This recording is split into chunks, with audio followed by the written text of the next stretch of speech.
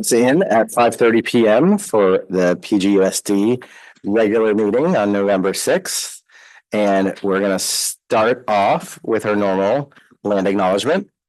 Good evening. As we begin this meeting, it's important to pay respect to and acknowledge that we are on the traditional land of the Ohlone, Costanoan, and Esselen people, and additionally pay respect to elders, both past and present. With that, could I get a roll call vote, Dr. Adamson? Absolutely. President Dr. Hazen. I'm here. Clerk McNary. Here. Trustee Otmar. Here. Trustee Shamans. Here. And Trustee Wax. Here. Great. And now we're on to the adoption of the agenda. I think we had a fun 506 pages to read.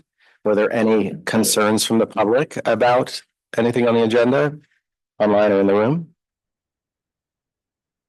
Not seeing any. I look to the board. Any concerns?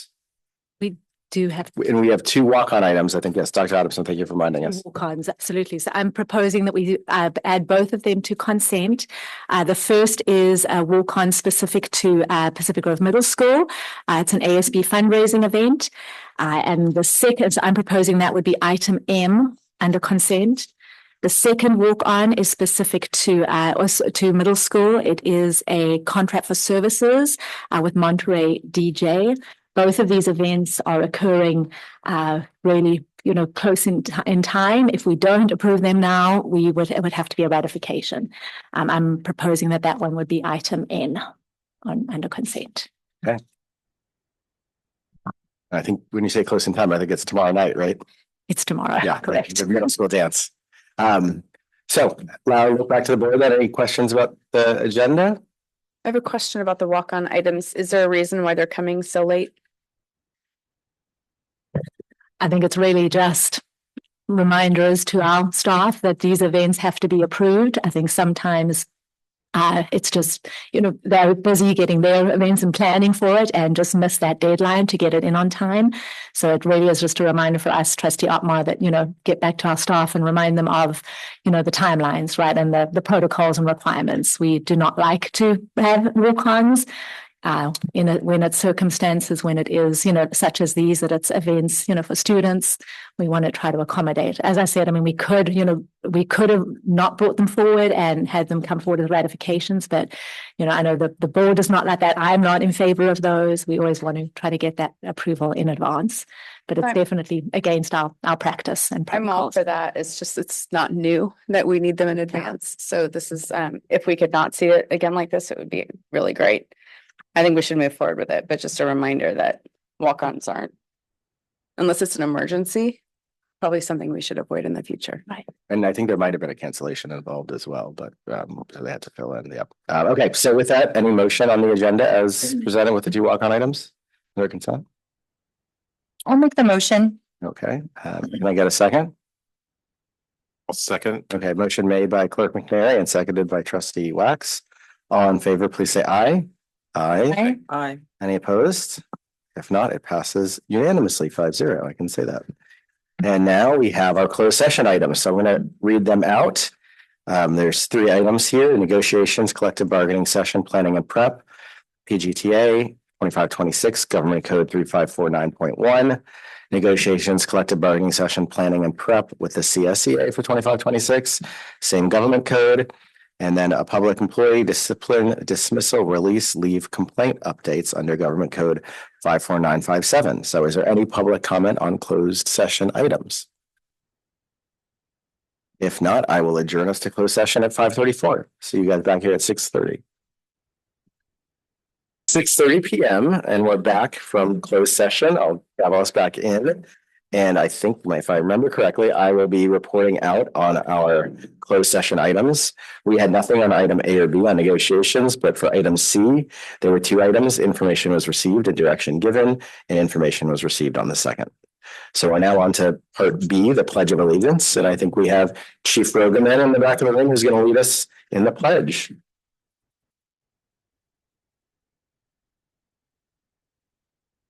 To the flag of the United States of America, and to the republic for which it stands, one nation, under God, indivisible, with liberty for all. Perfect. Thank you so much, Chief Rogaman. And now we have a really exciting moment. We have our PGHS presentation, who's going to be led by our assistant principal, Mr. Kelly.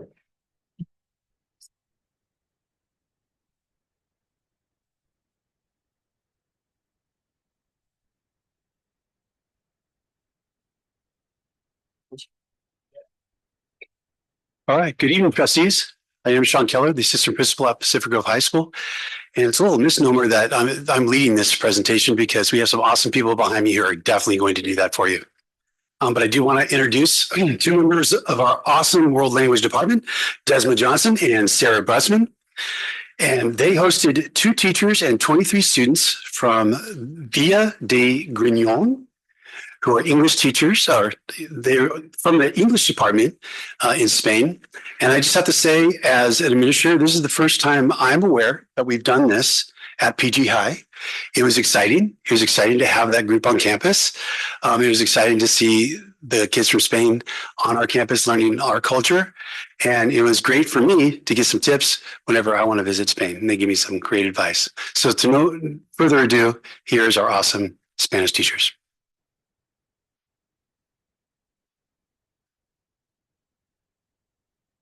Thank you for having us, first and foremost. The Spanish American High School Exchange Program just finished, and ultimately, like was stated, Villa de Grignon, the English department and the Spanish department, we collaborated with ProMature to create a travel experience allowing 2 cultures to combine. So that allowed students, it was carefully designed, the itinerary, where students can enhance their knowledge of language and culture in a 2-part series. So we just completed the first excursion with Spanish students joining us here. ProMature is a company that we've used before. Our French students traveled to Canada just last year with ProMature. And in 2018, I traveled with ProMature to Peru. And that trip included a homestay, which was really successful. The kids loved that. So when ProMature, I got an email saying there's these schools in Spain that want to, they're looking for hosts. And I thought, oh my goodness, this is great. And I just knew PG would be the perfect community for this program, and it was. So I won't go through all the process. You don't want to hear all that, but basically, after we got our admin approval, I met the Spanish teacher. We met on Zoom. We kind of put together a little program, and then ProMature formalized our itineraries, and then our students signed up, and then we matched them as best we could according to their interests, and then they started communicating over the summer via what I'm told, Snapchat and Instagram. And then we were really putting the final touches on the trip up until fall break, and then we hit the ground running right after fall break. So to describe what occurred, they stayed with arranged host families. So all of our, we created spaces on campus with a host student and arranged for the 23 students that were visiting to participate in the daily activities, routines as if they were students on campus at PG High School. With that said, after school, they've navigated Pacific Grove, the local areas, surrounding areas, and it was such a unique experience to see them in our classes as teachers. And then whether it was at lunch, they were able to interact with a lot of different people within our community. So teachers, staff, parents, and then friends outside of just the students that are participating in the exchange group. But we want to pass the mic to our students who joined us tonight. So the next slides will have way more pictures and then points of view from our students.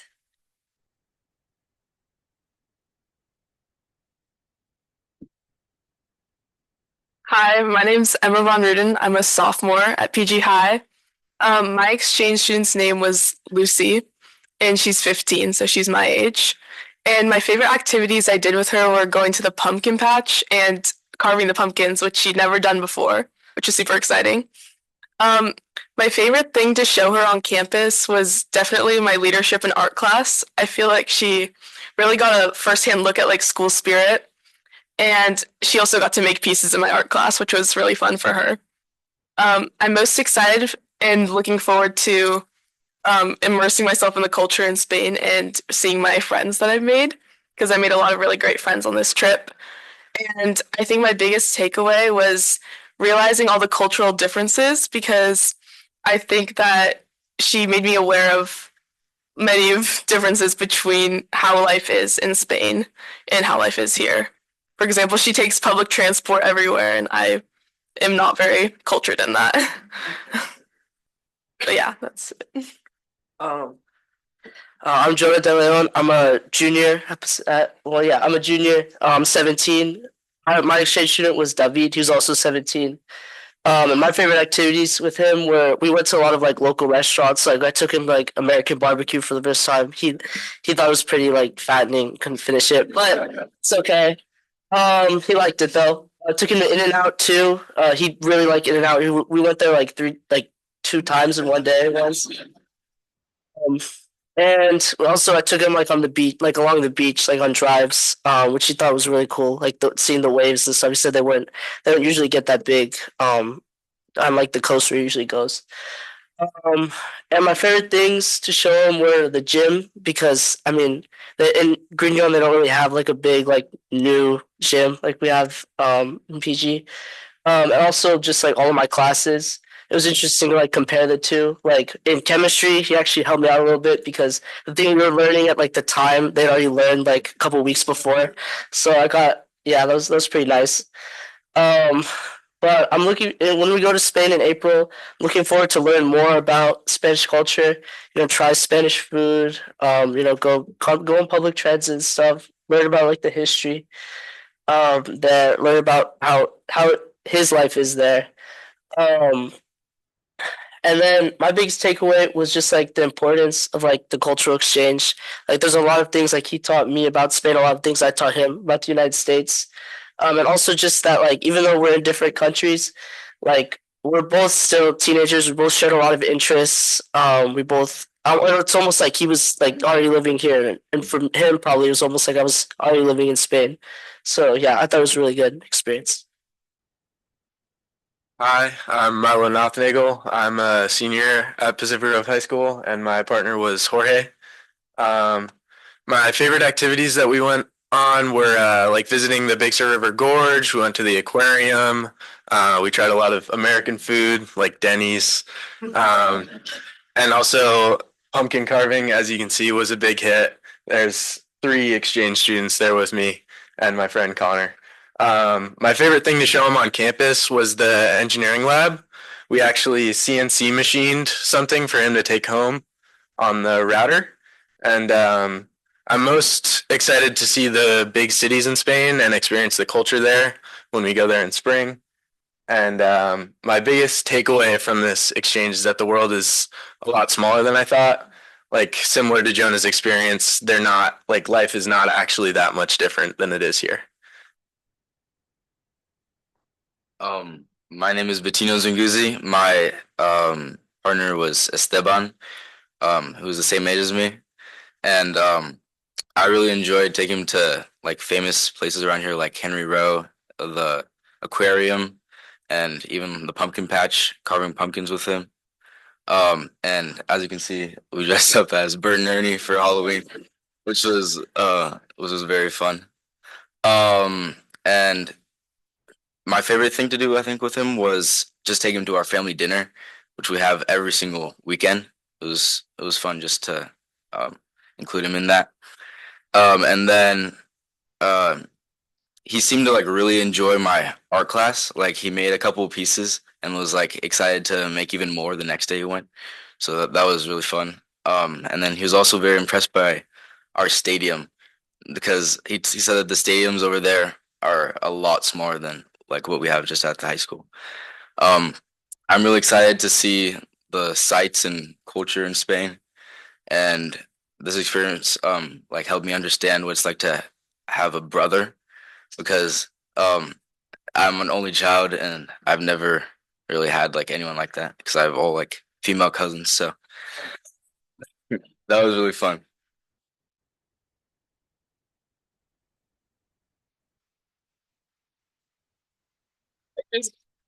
Okay.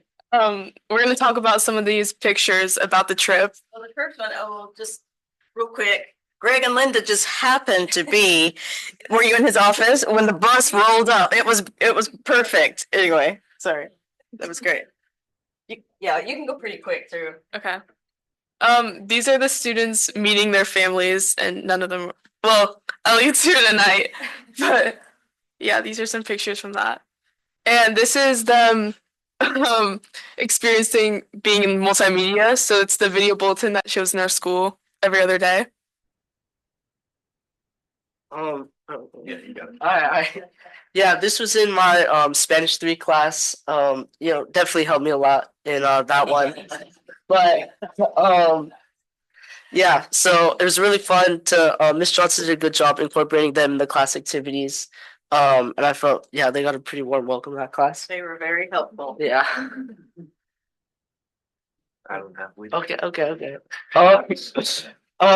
Yeah, so this is again more things, shoe week this week. But yeah, I guess they put them to work on that stuff. Yeah. Well, you can talk about what?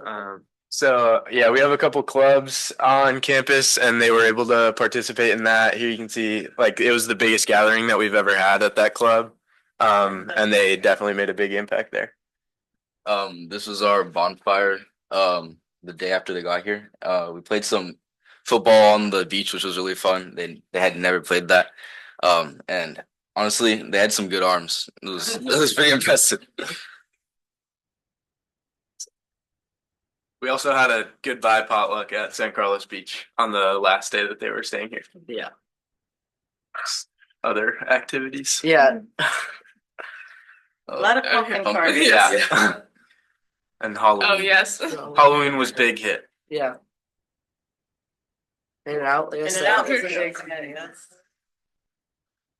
So, yes, and that's the end of our presentation. We traveled to Spain in April. That will be a couple days before our spring break, our whole spring break. We'll go, as we said, the school is outside of Madrid. We have some excursions, so we'll see Madrid, we'll see Toledo.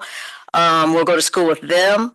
And then we will take a high-speed train to Barcelona for a few days before we come back here. So it's quite an experience. Thank you so much for all your support. Our parents, I have to put a plug in. Our parents, PG parents, are the best. They made an incredible experience for these exchange students. They went above and beyond. It was amazing. Thank you.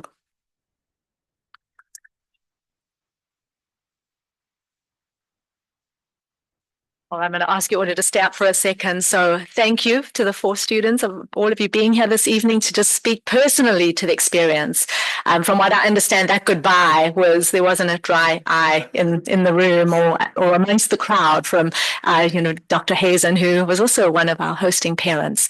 I feel how appropriate that the certificates I'll be presenting to you are our culture of we certificates that really identify and allow us to give to students and staff who are embodying our 3 core values of belonging, safety, and prosperity. Because there's truly the cross-cultural understanding, the friendships that you've developed through this, everything that the 4 of you shared, and what were hits from our Spanish exchange students. That's all about learning about one another's cultures, and I loved hearing that personally from each of you. So thank you for embodying that and for making sure that each of them felt welcomed and that they belonged and were a part of our school district for a short period of time. And how wonderful that you're going to get to now experience that right in April. That's going to be so great to hear once you have that trip. So please help me just congratulate and acknowledge our 4 students, Bettino Zangusi. Thank you. Milo Nosnagel. Jonah De Leon. And Emma van Ruden. I'd also like to recognize our 2 teachers who really bear responsibility for taking this on. It's hard to believe as you were going through that timeline that this was, an idea that was officially approved in December of 2024. I still remember Principal Amira coming forward with it and having those discussions, and really this was your vision, and how exciting that we get to do this for the first time. And what a wonderful tradition that we're creating for future years. So Ms. Johnson and Ms. Brutzman, thank you to both of you.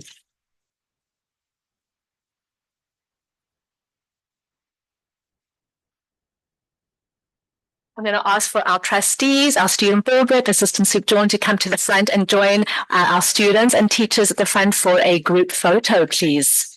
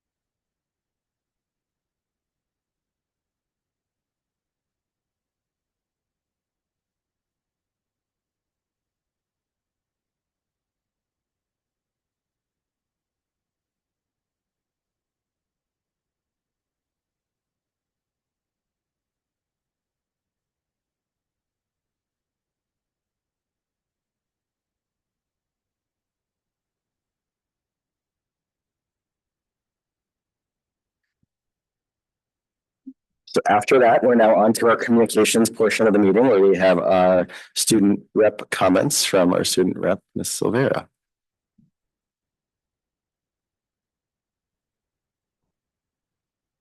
Good evening, everyone. So for Pacific Grove, we had our Spanish exchange student program. It was a huge success. So many students enjoyed having them, and it went so far outside of just the Spanish class.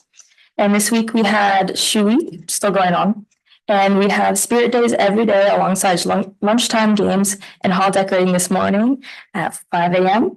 And we really love to show our spirit. And then coming up on Friday, we have the shoe rally. And then this following Saturday, we have the shoe game against Carmel. JV is at 5 and varsity is at 7:30. And fall sports are coming to an end. We've seen our girls volleyball team go to CCS playoffs, and winter sports are now starting. And we've had a huge success with our college fairs. It's giving students the opportunity to explore their options and talk with representatives. And at community high school this week on Tuesday, former students visited, forming an alumni panel sharing their successes after high school. There's an upcoming annual field trip to the Pebble Beach community on Friday, December 5th. This includes a tour of the expansive underground facilities that support the above-ground campuses in and around Pebble Beach. The garden instruction with New Earth is going great. We recently planted more colorful plants and installed irrigation systems. Thank you. Thank you so much. We're now on to the board member comments, and I'm going to start us off with the emails and also I'll do a very quick comment myself. And I got 12 shout outs this past 2 weeks for Forest Grove and district staff. One shout out for Miss Serpa's classroom, particularly the way they supported the other kids in the class, which was amazing to hear about. An invitation to a fundraiser coming up, and an email with concerns about the high school. I'll jump quickly into my comments and just say in front of this, but I just want to acknowledge the strong federal workforce we have here in Pacific Grove with, air traffic control, DLI, and NPS, among others. And just mention the concerns that this ongoing government furlough and the lack of SNAP benefits are going to have on our local community and have already had on our local community. But it's important also to recognize the strength of our community in supporting others. As was mentioned, Pacific Grove is particularly unique in how well we do that. So it's important to acknowledge those challenges and recognize that capability for resilience, compassion of our community, which again just comes together to support each other in times of uncertainty. A little bit on the positive side, personally, I've been able to spend some time, not as much as I would like, volunteering at Robert Down in the PG Middle School, which including a few touchdowns at lunchtime. I want that in the record book, Principal Roach. And then last, I'll just make a quick comment about the presentation because I can do so as a parent here a bit is, we heard about this amazing opportunity that we had to host them, and watching, as Dr. Adamson hinted at, the kids from Grignon and PGS tear up at the end when they were leaving just underscores, a short 9 days, how close these kids became and how meaningful it was to both students, both sides of the ocean's lives. And it was just so amazing, again, was also mentioned, but how much the PGHS families took the time to make the experience as amazing as possible for the students. I mean, there was activities planned by parents that were shared, so they take other people's students, and they mentioned the gorge, the pumpkin carving, all these things that just really made it such a cool experience. And I hope there's opportunity to collect and discuss information about how it went well and make it even better for next year, because these kind of programs remind us that education isn't just about what happens in the classroom, as important as that is, but it's about building these bridges, fostering empathy, and helping our students see this wider world and their place in it. So thank you to Ms. Britzman and Ms. Jones in particular, as well as all the families and staff that made that happen. So end of my comments, and I'll go down the line if that's okay. Yeah, thank you for those.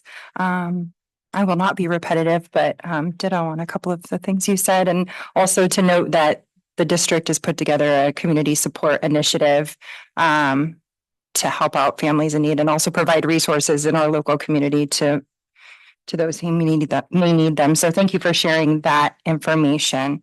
I just wanted to give a shout out again to Forest Grove for their California Honor Roll Award. Only one of 5 schools in the county, and it wasn't based on a nomination. It was based solely on data, which is a really great way to earn something. And the award honored schools that close opportunity gaps and support our most vulnerable learners. So go Falcons and Principal Arbrin and staff. Another highlight as a middle school parent that I got to see was Miss Hawthorne's history class. My child is an 8th grade history student, and on Halloween in costumes, the middle school students went to Canterbury Woods to interview the residents about early forms of protest that they experienced and also about what they've experienced in more modern events. And there were some awesome stories, awesome conversations. I really enjoyed hearing the residents' feedback about the costumes. So, but just a really great connection and, with the community. And the last thing I was going to mention is we're approaching Dr. Adamson's 2-year anniversary with the district, which is super exciting. So thank you for your passion and commitment and dedication to our students and families and employees, and looking forward to more. That's all for tonight. Thanks. I don't think I have anything else to add, but congrats on your 2 years.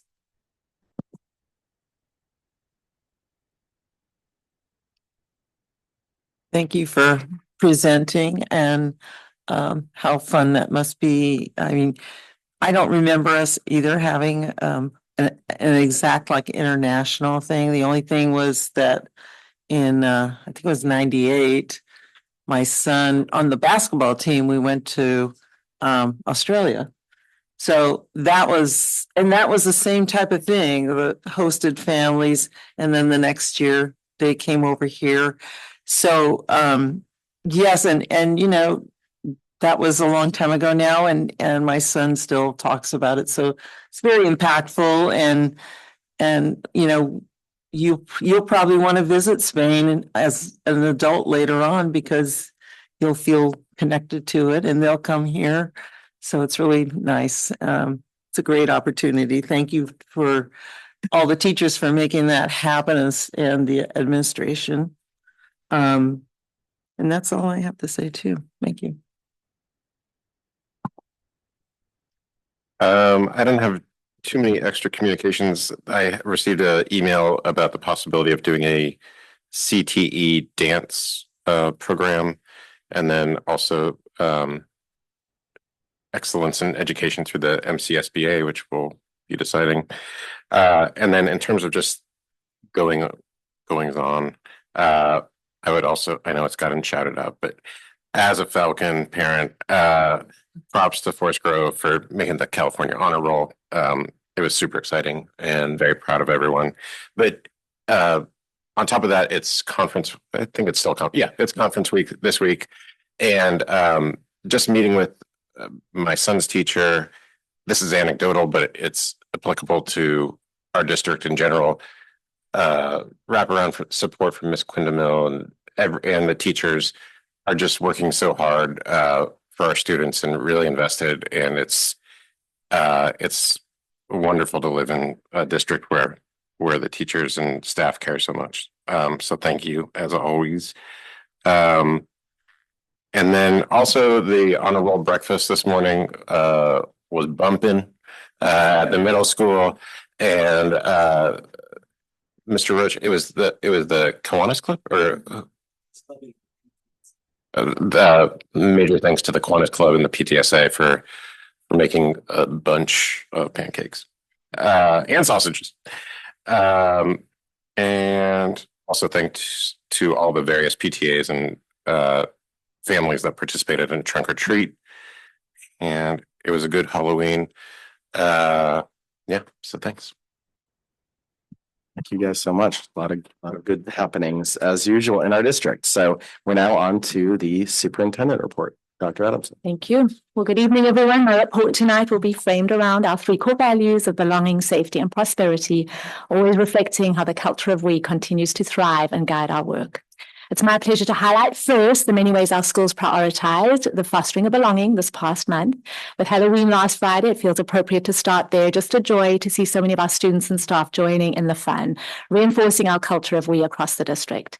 I loved seeing our middle school students choose to use their extra time during conference week to return to the elementary classrooms. That was about 2 weeks ago, leading lessons and projects, and so proud of their leadership and generosity. You've all by now heard about the exciting news that Forest Grove was selected as a California Honor Roll School for academic excellence and their commitment to closing opportunity gaps. I was thrilled to join staff 2 weeks ago to celebrate this achievement. And again, congratulations to Principal Arbrun and her amazing staff. Definitely go Falcons. We all heard earlier how PG High School students and staff warmly welcomed our exchange students. I think we've talked a lot about that, but again, that belongs in belonging. And again, just so proud of the fact we were able to host that so successfully. Then last week, Forest Grove and Robert Down staff came together to engage in professional learning focused on inclusive practices, learning about the 10 dimensions of belonging. And then PGMS followed suit this afternoon. I was able to actually pop in on their tides and welcoming schools training on intersectionality. All of this intended to make our students feel recognized and supported. And finally, what other better way to foster belonging than engaging in multiple cultural observances? I'm proud of the many creative ways that our sites are choosing to honor Native American Heritage Month and last month Dia de los Muertos, helping students learn and connect across cultures. In the area of safety, I'm proud of the many partnerships and proactive initiatives that continue to foster safe learning environments. Our site leaders continue to host drug awareness assemblies and family safety chats in collaboration with Chief Day, keeping that focus on e-bike safety and safe routes to school. And I do want to give special shout out and thanks to Director Martinez for her integral role in planning and coordination of those. Congratulations to Principal Brownfield and the RHD team for an excellent Williams visit last month, successfully meeting all of the compliance areas. I continue to be impressed with the many creative ways that they are using to reduce chronic absenteeism at their site, which is the reason they were identified for that Williams visit. Fall break was the perfect opportunity for facility updates across all of our sites. Thank you to Director Anderson and the MOT team for their hard work. Additional fencing and new elementary playgrounds being just two of those examples. And then closing up the area of safety, I was honored to attend the NAACP Freedom Fund banquet a little over a month ago with Trustee McNary to celebrate their work in advancing civil rights, equality, and social justice. We remain grateful for NAACP's guidance and collaboration as we continue our journey in cultural proficiency. Finally, in the area of prosperity, the results of last year's state assessments show our continued commitment to academic growth. You'll hear more from Dr. Hagquist later on this evening.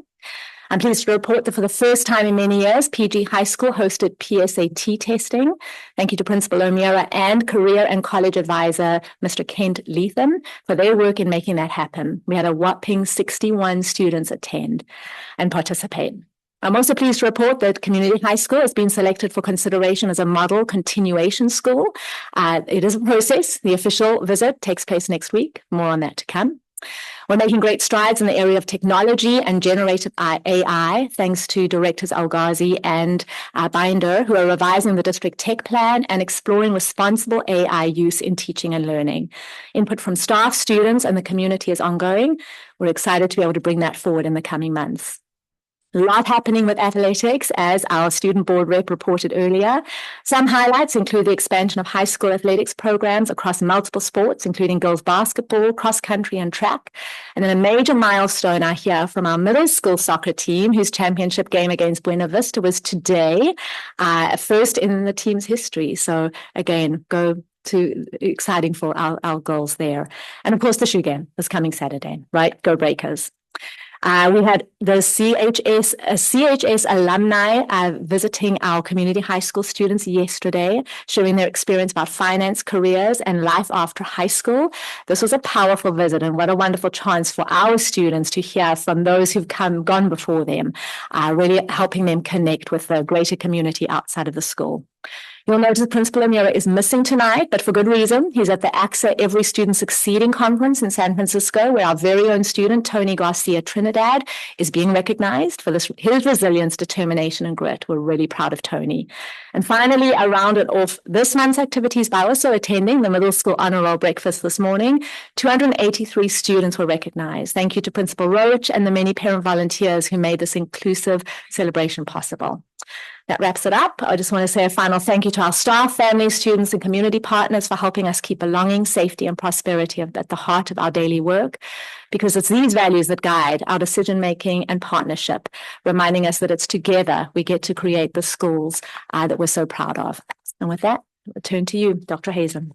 Excellent. Thank you so much. So much good news to go around. We have now our Assistant Superintendent join with the safety report. Thank you, President Dr. Hazen. Can we pull up the slides, Liz?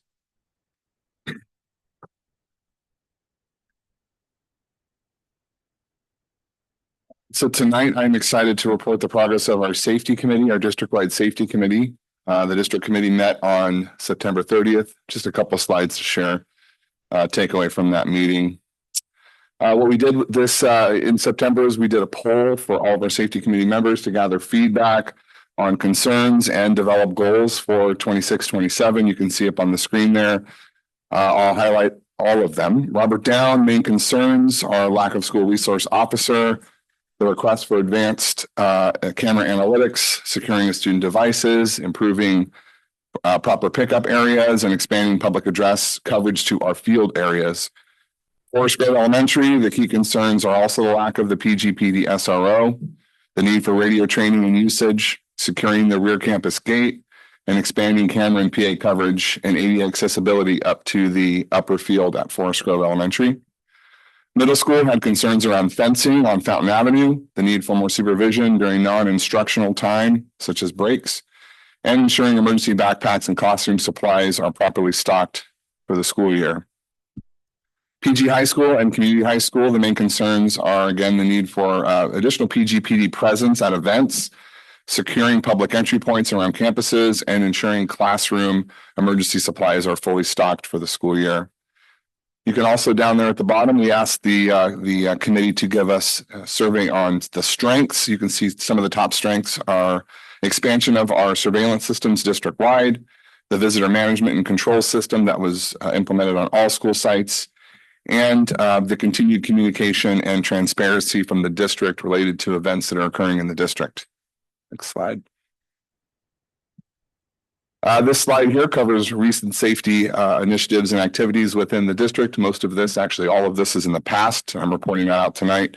We had successful collaboration with PGPD at the Butterfly Parade Bazaar, where we distributed Narcan and discussed safety protocols, leading to a lot of positive communication and interaction with our community. We've seen increased wildlife activities on our campus, including a mountain lion sighting. So we're reminding everyone to take precautions and be ready to implement our shelter-in-place procedures if needed. We're working with the district site administrators as well as our facilities team to identify and prioritize campus safety improvements, which will be addressed through our upcoming bond, many of which were approved by the board on for the 25-26 quick start list. A lot of those projects you will see starting to kick off this year. Some of the fencing projects will start long before summer, but we are in design with the state architects on many of those projects which prioritize safety and accessible paths of travel on our campuses. Finally, Director Martinez and I attended the Countywide Safety Symposium on October 24th at the Steinbeck Center. We had an opportunity to collaborate with educators throughout the county, EMS, and the Office of Emergency Services to strengthen student wellness, safety, and preparedness. That's it from my update tonight. Thank you. Awesome. Thank you very much. And I assume that's on the website as well, the update. Perfect. Good to remind folks to see. That's awesome. I'm going to give us just a quick 2-minute break. No, wouldn't go too far, but just if folks need to go home and do homework, for example, and then we can come back at 7:08 and we'll do the public comment from there. Thanks. Comment section where we have time. It's item 5, individuals desiring to address the board. And again, the goal is for anything that's not on the agenda. So public comment on any item of interest to the public that's within the board's jurisdiction will be heard. The board will also take public comment on each specific item prior to board action. So please comment on those items before that item is being discussed or when that item is being discussed. The board will allow a reasonable amount of time for public comment, not to exceed 3 minutes per speaker and no more than 20 minutes per agenda item pursuant to board policy 9323. Speakers will be called sequentially online and in the room until there's no one coming forward on the agenda item or the amount of time allocated has elapsed. This is a meeting of the Board of Education, a business meeting conducted in public. So note the Brown Act limits our ability as a board to respond to public comment. And just a reminder again that we're have a shared commitment to fostering a safe, respectful, and inclusive space, both online here in the boardroom. So please refrain from applause, finger clicking, or any form of acknowledgement in response to particularly speakers' viewpoints that may be charged. This ensures all individuals feel comfortable sharing their perspectives without fear of judgment or retaliation. So thank you for helping us create a space where all voices are respected. So with that, do we have any community members that would like to comment on non-agenda items?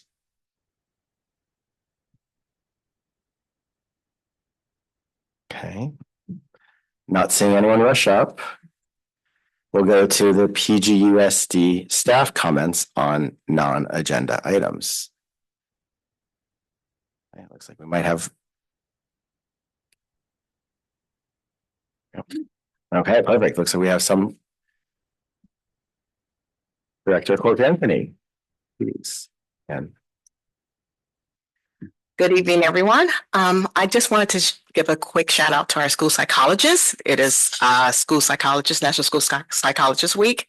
And we have a group of 3, but they do an amazing job at our school sites. And they're not just testing and assessing students and evaluating. They're supporting all staff, students, everyone on campus, parents, families included. And I just wanted to recognize the amazing work they do to support students' overall well-being. Emily Ty Brownfield, principal at Robert Down Elementary. I just wanted to echo Director Cork Anthony's sentiments. I'm so grateful for our school psychologist, Ms. Talia Jones. She has been so instrumental in providing us with strategies. She's really hands-on. She really cares about our students, and she creates a really safe space for our students and supports our teachers in so many different ways. thank you both so much for those comments. Anyone else in the room or online? Seeing none, we'll move on now to our consent agenda. And these are items that either may have been discussed previously or are actually things that routine. And so they're not going to be discussed individually unless a board member requests specific items be discussed or removed from the consent agenda. So with that, we have items again, it's going to be A through N now with 2 walk-on items that came about at the beginning. And I now will move to public comment on our consent agenda under number 6. Okay. I'm not seeing anyone in the room or online. Is there any board discussion on the consent agenda items? Okay, it looks like we have one potential item to be pulled. Oh, no, I don't want to pull anything. I just want to make a comment about what Laura was talking about regarding walk on or late out of county. Mostly they're the out of county ones that happen. And it just occurred to me, because I've been thinking about this for a while, like, is there a way to craft some kind of overall board approved out of county thing that we can cover ourselves? Because all of these, the ones that are already in here already happened. I mean, they were, September, October. So is there something that we can figure out where we have some kind of an approval process that's already there? So we catch it without worrying so much about that we're after the fact, that we cover ourselves somehow. I'm just throwing that out there. I don't have an idea, but maybe some other districts do. I don't know, because it's got to be common. Then, not every principal or athletic director gets these things in, on a certain time. So anyway, just some food for thought. Yep, let's put that in our parking lot to have a Yeah. future discussion on. That'd be a good point. If not seeing anything else, can I get a motion on our consent agenda? I'll move to approve the consent agenda.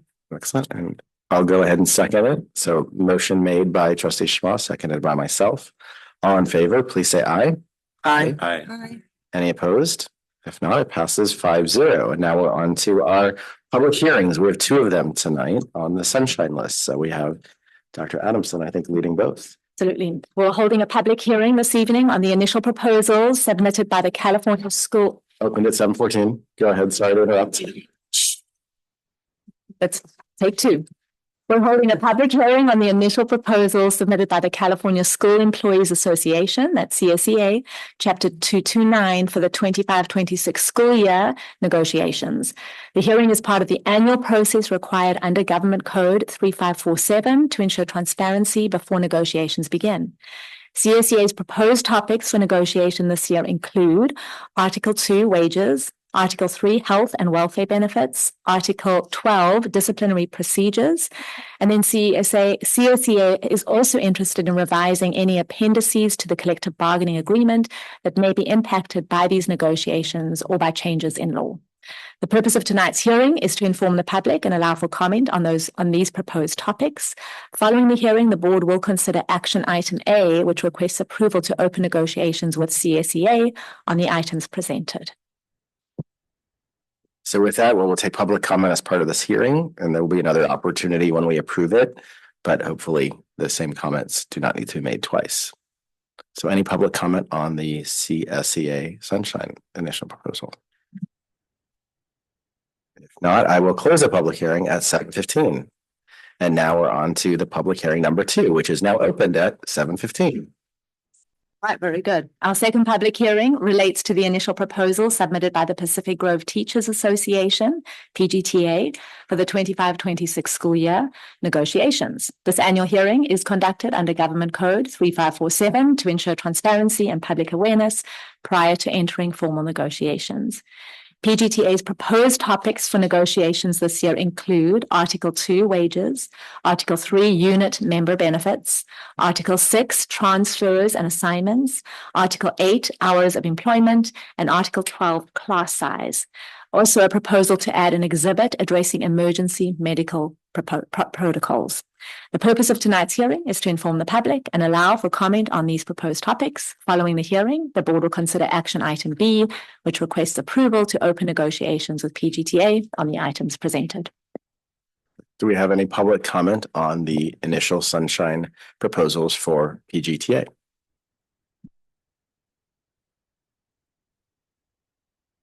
Seeing none, I will go ahead and close the public hearing at 7:16. And now we are on to action discussion, item A. So we're going back to the CSEA sunshine list. So again, nothing more to present, but we have public comment opportunity if you didn't get a chance earlier.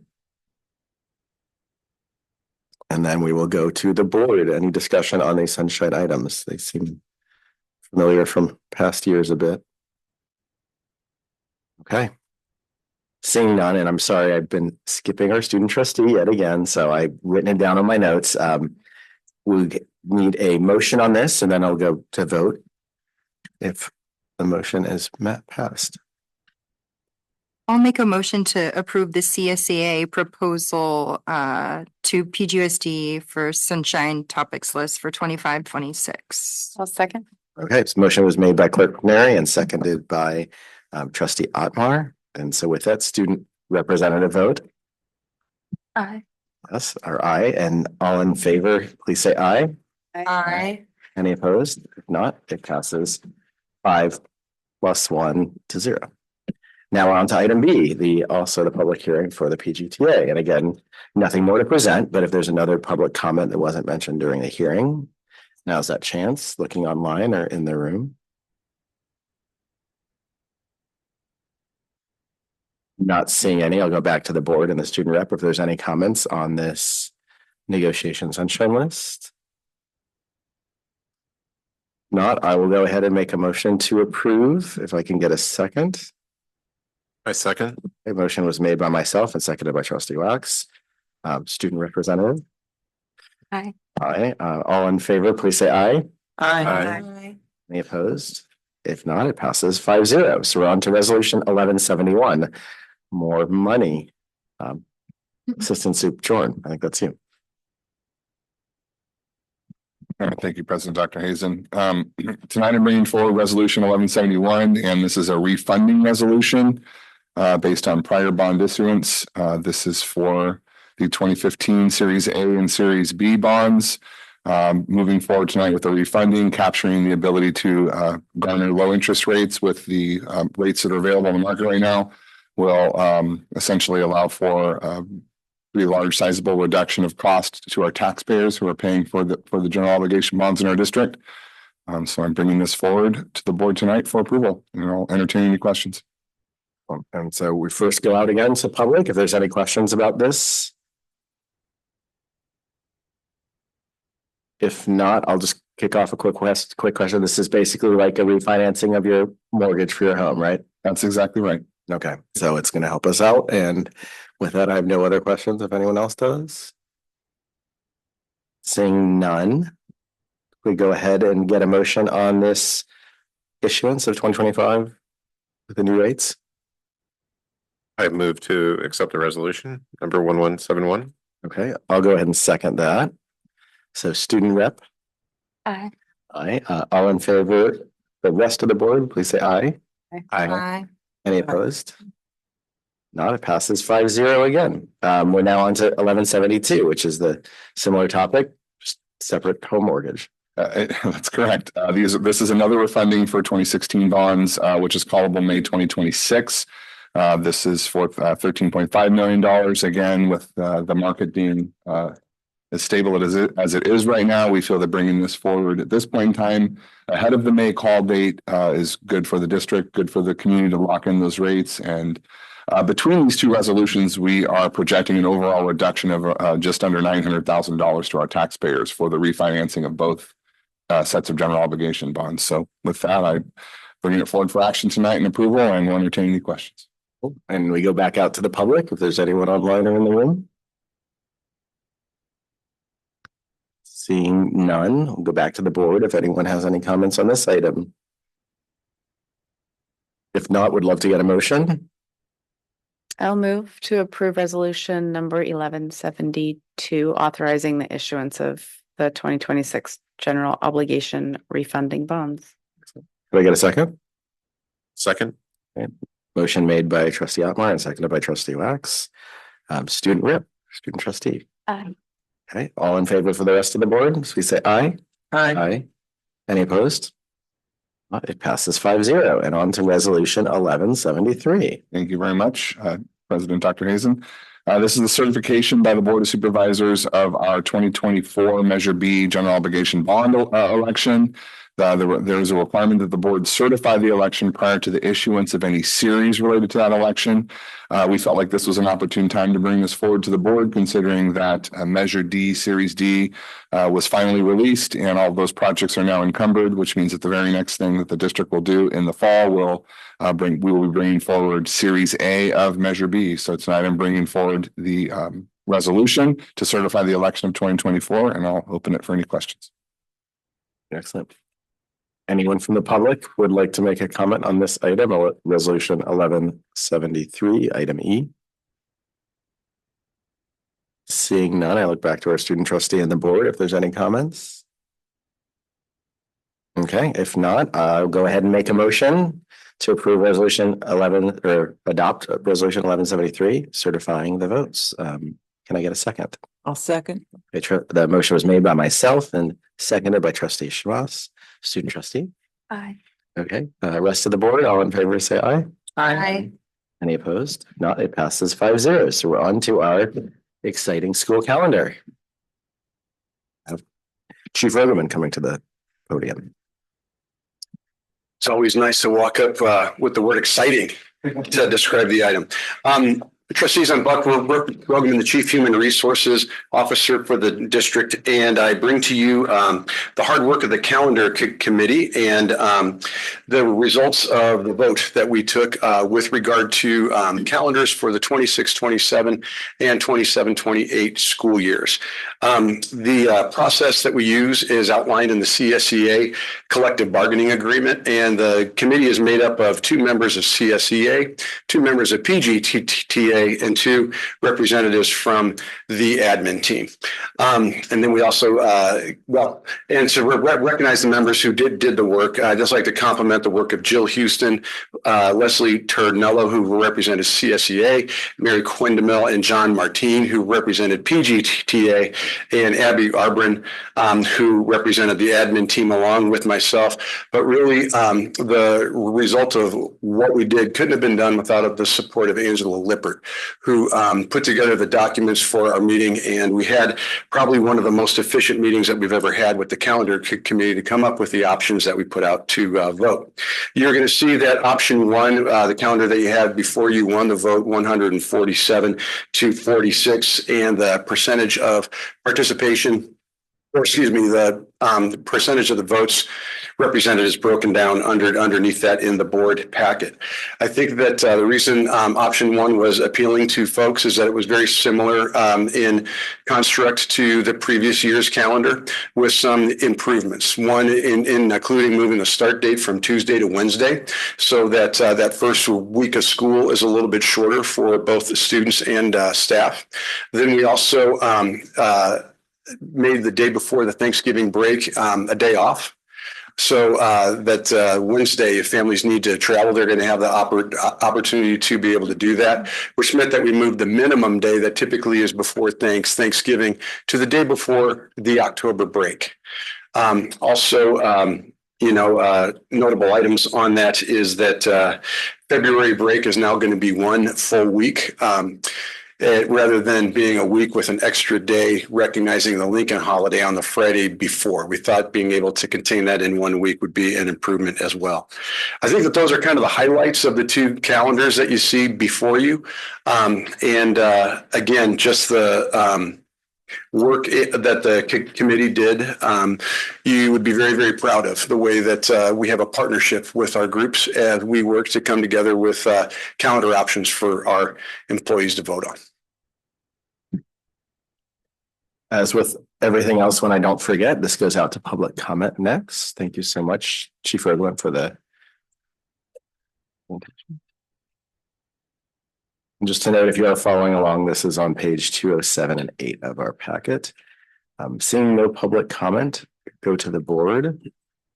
I have one quick question. Oh, it's okay. Yeah, why don't you go first, Trustee Schross? I'll go second. So Buck, when on here it says PGTA represented 49.7%, I guess of voting for this option. Do you know out of that 49.7% what the percentage was of high school versus elementary? And the reason I'm asking is I'm assuming everybody's cool with it because, like you said, it was similar to last year. Mm-hmm.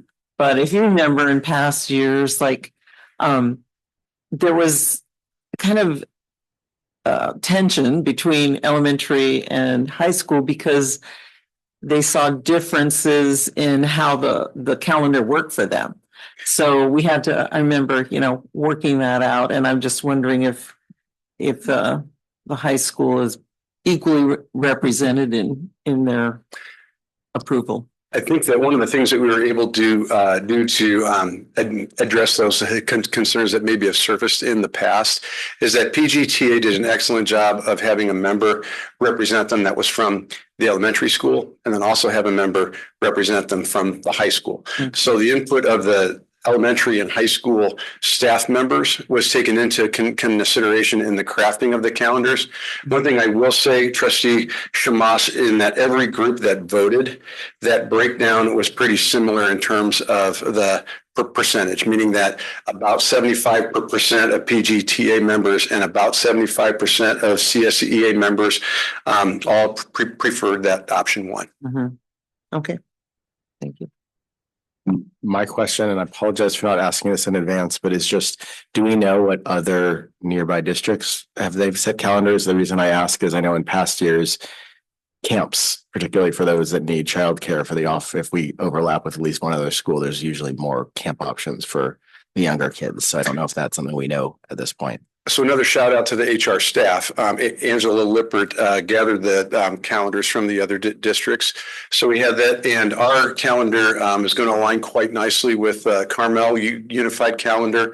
When we looked at the Monterey Peninsula, just the length of the breaks and the placement of the breaks is quite a bit different than what would work for our calendar. So we're going to align with one of our neighboring districts and not quite so much with the other.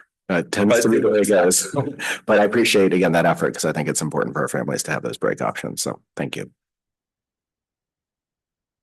If there's nothing else, I will go ahead and make a motion to approve the calendar. Option one that was presented. I'll second. A motion made by myself and then seconded by Trustee Otmar. Student trustee. Aye. Okay. Rest of the board, all in favor?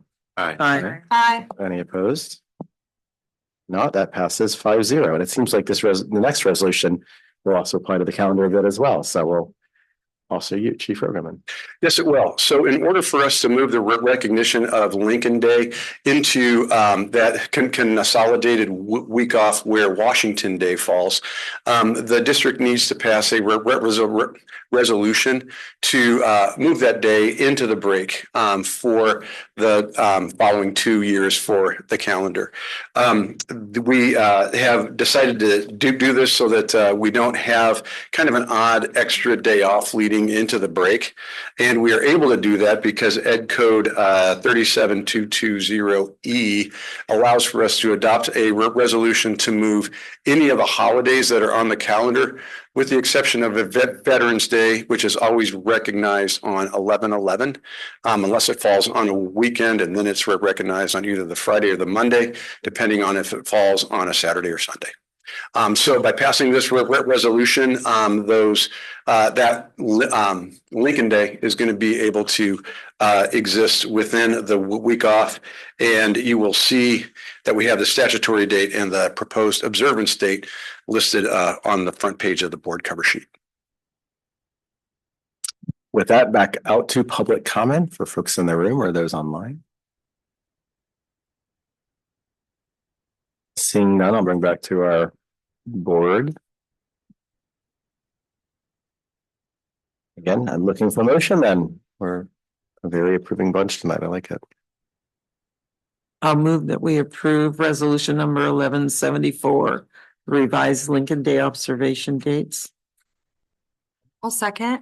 Motion was made by Trustee Schmoss and seconded by Clerk McNary. Student trustee.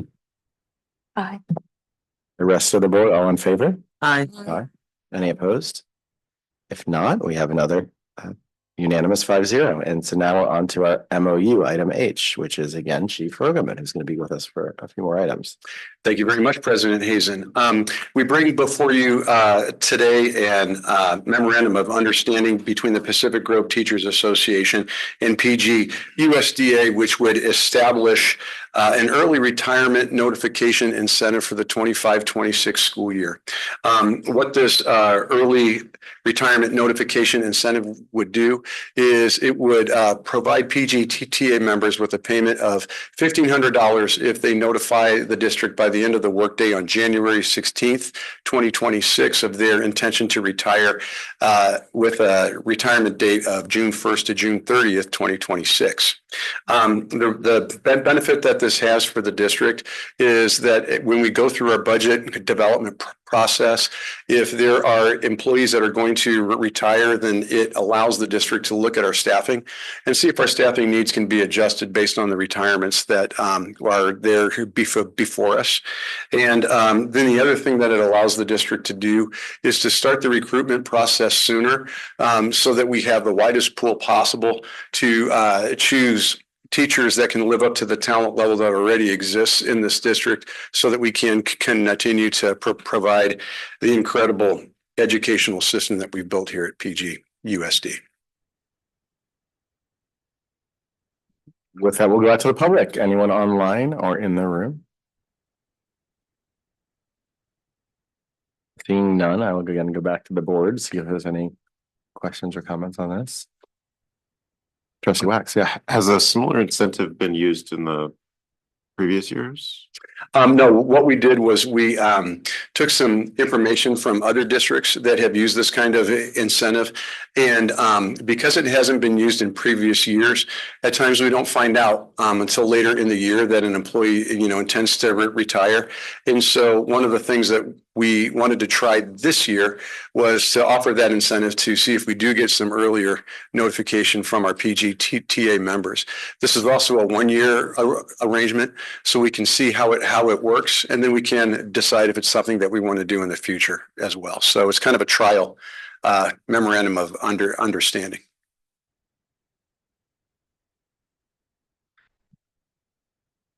Not seeing any other comments from the board. I will go ahead and make a motion. I'm excited for the opportunity again to get more information, and it seems like it's a benefit to both parties. So I'll make a motion to approve the MOU as presented. If I can get a second. I'll second. A motion was made by myself and seconded by Trustee Wax. Student trustee. Aye. And the rest of the board? Aye. Aye. Any opposed? Not, it passes 5-0. So we're on to item I, SLA. This is the CSCA Chapter 229 and PGUSD permanency rights. Right, this is a side letter of agreement with the California School Employee Association, Chapter 229 and PGUSD, that is going to give permanency rights to paraprofessionals that are assigned to the before and after school recreation program.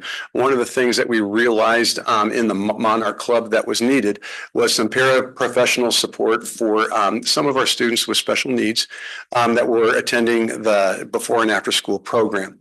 And so what we did last year was establish 2 positions that would be for 3 hours. That would cover the shift from 3 in the afternoon until 6 in the afternoon to help our students. We had 2 of our employees that were able to work the shift from 3:30 to 6 because they also work in the adult transition prep program. So when that program ended, they were able to come and work at the Monarch Club.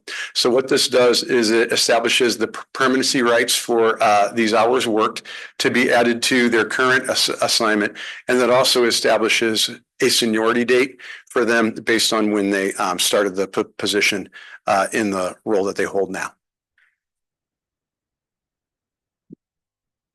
Go out to the public if there's any comment on this. Again, the cover sheet has the fiscal impact of this, if anyone's interested.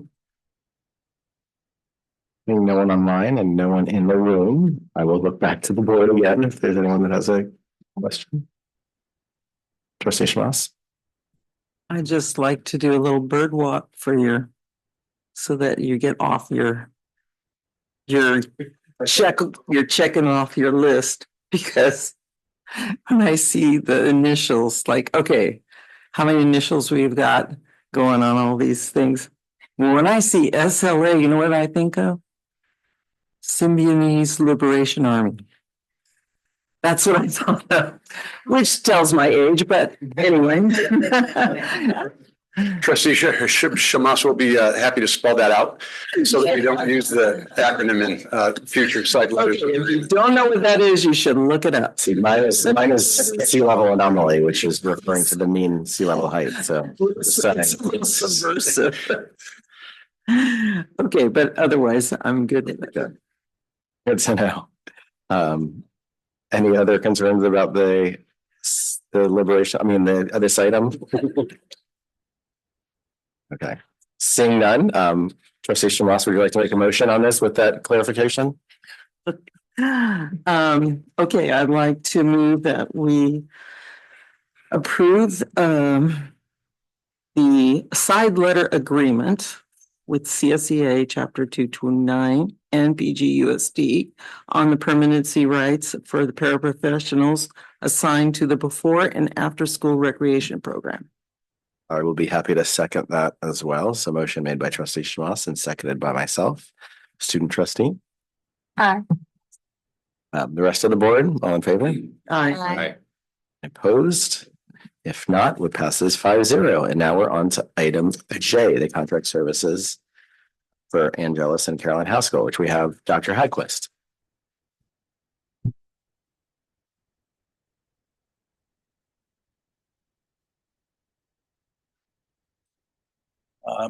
So I suppose this could be a consent agenda item, but we thought it would be a good opportunity to make an action item just so we could announce the work that we are doing with Angelus and Caroline Haskell.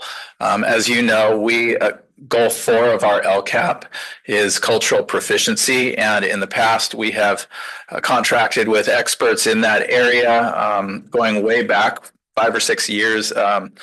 We started our cultural proficiency work with the Praxis organization. That was about 4 or 5 years ago. We've worked with the Restorative Justice Partnership, Duana Nicole.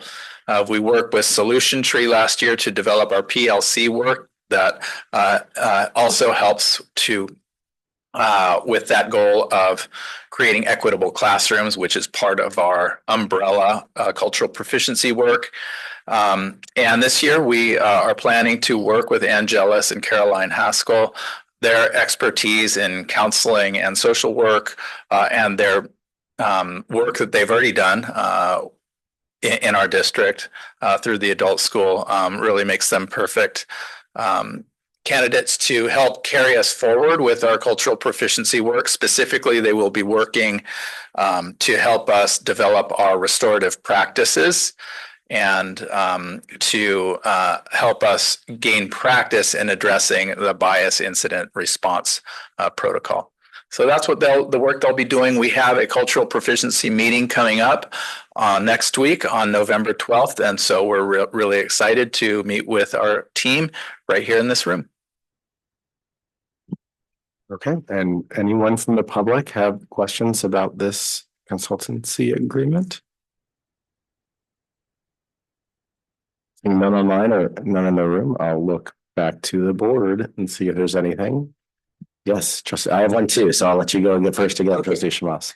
I'm glad that you decided to pull this because the one thing I want to say is it's good to know that you're satisfied with these two individuals of note, and it's really important, I think, to continue with them because that is giving you, solidarity and a credible background. And it's like, this is kind of like program evaluation. Mm-hmm. But I wanted to ask you, when you say district leadership team, who is that? And you don't have to tell me names. I just want to know what are their titles and who's the cultural proficiency team? Cultural proficiency team is a combination of district leaders as well as members of the cultural proficiency team. I was, as a teacher, a member of the cultural proficiency team. It is a group of teachers at every site, not just teachers. We have support staff as well at every site that have volunteered to be part of this team. Mm-hmm. So in total, there's about 30, about 30 people. Yeah. And your leadership team is all the principals and assistants? Okay, thank you. And my question is actually a little just on the funding. I saw Fund 11 is being targeted for this. So there's, it sounds like there's particular engagement from the adult school in this process, which is exciting as well. So I wanted to shout out Barb Martinez for bringing Anne and Caroline on board. They did some work with their book, Combined Destinies, in the past. And that's right. And so she's going to be helping support this endeavor. Yeah, that's perfect. This just goes back to some of our budgeting decisions. It's not a general fund cost. Yeah, it's not a general fund expense. Yeah, but important for us to maintain what we've agreed to and move forward in the right direction. So thank you for the presentation. With that, can I get a motion on this item? If not, I will go ahead and move the contract for services with Angelus and Carolyn Haskell, not to exceed 5,000. Motion made by myself and then seconded by trustee Schmaus. Student trustee vote. Aye. The rest of the board, all in favor? Aye. None opposed, and passes 5-0. So now we have our proposed board meeting calendar. Well, you see the dates presented before you and no changes at this time, but really just wanted the board's input and approval of what we see before us. Public comment on the calendar, or do we need to if it's not changing again? This is what I always have issues with. I guess we should still. Public comment on the calendar as being presented? Just as a point of order, like if there's public comment, we don't have to change it, but if we're going to make any changes to the calendar, we would have to approve whatever that new version is. So I think no motion, but public comment. Yeah, that sounds great. We'll do public comment and board comment and see if we need to make a motion. Then from that, thank you for the point of order. Seeing none from the public online or in the room, I'll go back to our board. Any concerns or questions about the calendar? Not, we let it ride. So thank you so much for the presentation. And we're now on to our info discussion items. And that is going to start off with our 24-25 state testing results by Dr. Hagquist. I'm really excited to see these presented. Thank you.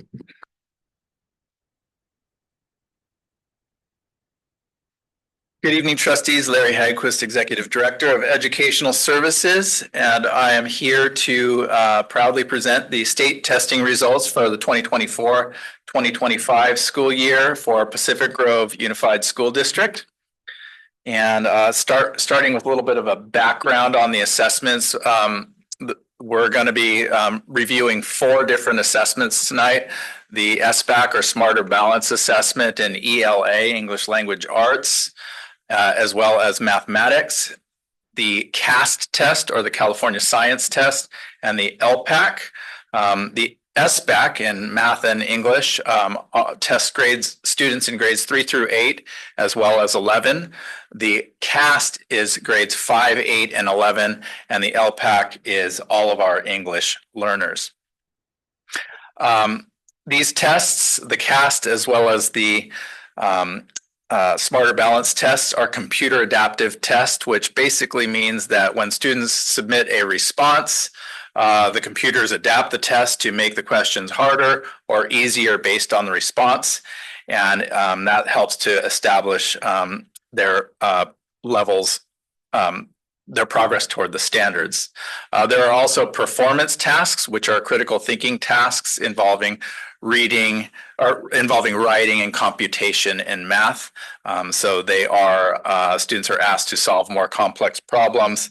In math, it's including graphs and data and things like that. The CAST test is, it tests the next generation science standards. It is also a computer adaptive test along with performance tasks. And then finally, the LPAC test, it's the test that all of our English learners take, and it tests those students in 4 domains you see here, listening, reading, writing, and speaking, and you see the times that students are given to take those assessments. And then my first slide of analysis here is just a bar graph, simple bar graph. I think it's probably the easiest way to see our results compared to last year on math, ELA, and science. And you see that we're generally making progress. We made significant progress in science, in math as well, and a slight decline in English language arts. And if you remember my presentation from last year, I pointed out a particularly outlier group of 11th graders that took the assessment last year. And I said in this very presentation, I'm like, I don't know if we can do that again, but that was a really an extraordinary group. So kind of makes sense there. And there are possibly other contributing factors to that slight decline. But in general, we are staying the course and making some good progress. ELA and math, you see the scores right here. You also see the 3 prior year scores down below. And we had, as I mentioned, a very slight decrease in ELA and a 2% bump in math. It's important to note that it's the highest math scores that we've seen in 4 years. Also in this presentation last year, you may recall that math was a focus area for our district. And so it's really good to see that we've had 4 years, the highest scores in 4 years. Yeah, we had that outlier group in ELA that where over 88% met or exceeded the standard.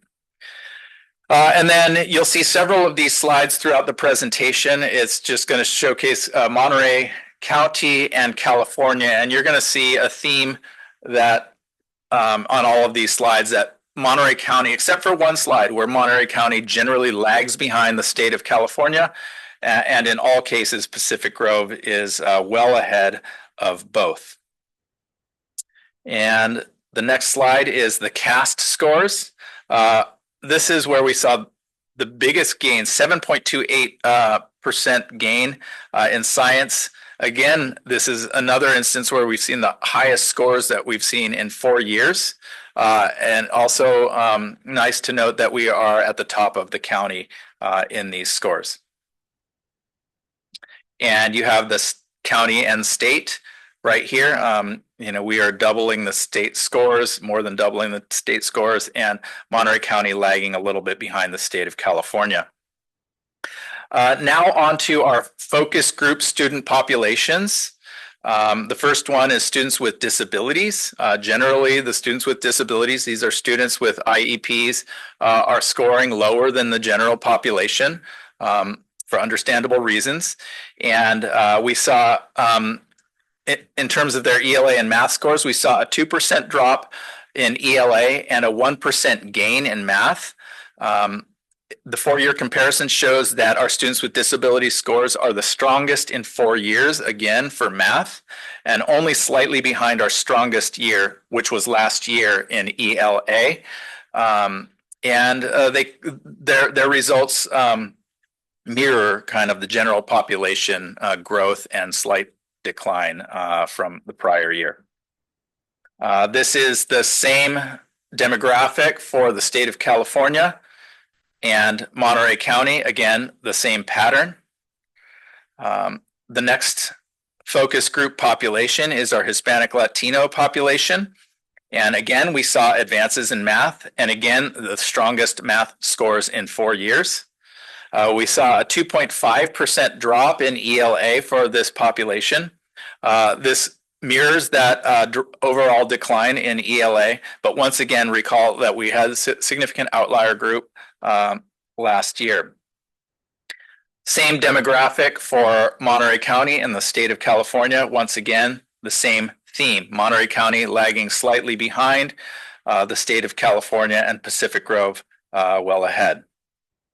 Our next focus group demographic is Black African American. We saw a significant increase in this group, an impressive increase that saw us at 61.54% meeting or exceeding the standard. This is a 4.39% increase in English language arts and a 2.2% increase in math. Please note that increases and decreases are more extreme when the number of students tested is low. You'll see over here in the top left-hand box, we have 13 students tested. So that's going to increase the variability. And so you'll see a lot more change in the scores with smaller, what they call N values. Also, it might be important to note if you want to dig a little bit deeper, these are public scores. They were released to anybody who wants to see them on the CASP LPAC website on October 15th. and you can drill down school by school. If you want to drill down and get a little bit more granular with the data, unfortunately, you will not see this demographic show up in our schools because we do not meet the 11 per student N value that is required for the data to populate the system. And here's a little change in the theme. We have Monterey County well ahead of the state of California with respect to this demographic. So that's a good positive for Monterey County right here. And again, our next focus group demographic is our EL population, our English learners. Once again, please note the low N value, only 21 students. And that's going to explain significant increases and decreases. Also note the scores with the EL population are extremely variable because students who qualify for testing can vary widely in their language skills, right? So that directly affects their performance in ELA and math and on these assessments. Also, it's important to note the highest performing EL students, when they score a 4 on the LPAC, get reclassified as fluent English proficient, also known as RFET. So the highest scorers are basically moving out of this demographic. So that might explain why you see in ELA a change from 27.03% down to 14.28% in this demographic. Still, we are well ahead of the state of California and Monterey County. That theme continues. Our RFEP students, these are reclassified students, reclassified fluent English proficient, and I'm always impressed at these are students that are just coming out of EL and they are performing almost at the same level as the general population. They're very close. Remember, our ELA overall general population scores were 71.78. And so these students are at 64.18. And our math overall general population score was 60.22. And here are the state and county scores. Again, Pacific Grove doing quite well, Monterey lagging behind the state of California. And our last focus group demographic, SED youth.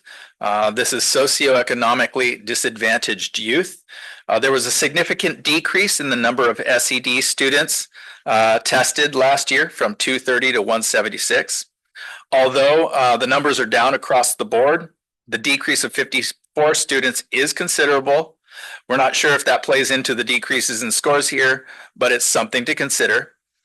This metric will be something to consider as we make revisions to LCAP this year. It's going to show up as a growth area on one of the final slides. We are looking at remember this, we are looking here at the data district-wide. That concludes the first part of the analysis. I wanted to take a moment to shout out to Principal Arbrun and her team also.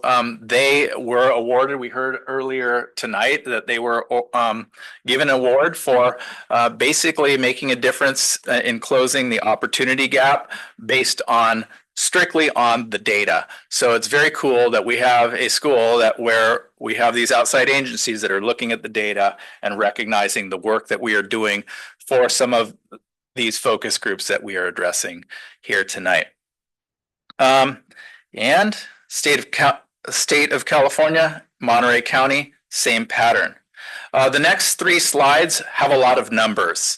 And it can be quite confusing, and you could spend a lot of time looking for patterns and analyzing these numbers. So all I'm going to do tonight is just highlight a few ways that we can look at some of these patterns. And this first slide right here. Please note that I kept the 2018 and 19 numbers in the table to enable comparison to pre-COVID numbers. You will see general pattern of lower scores in meaning that we're not quite back to COVID numbers, and that's a pattern that exists across the state for ELA and math. I used green to highlight how to track a cohort. For example, the 8th graders in 24-25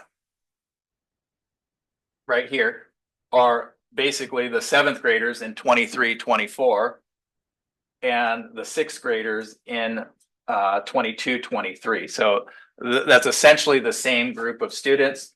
You had 149 here, you have 151 here, and you have 138 right here. So there's a slight decrease in the numbers, but generally the same group of students and generally similar scores right there in that cohort.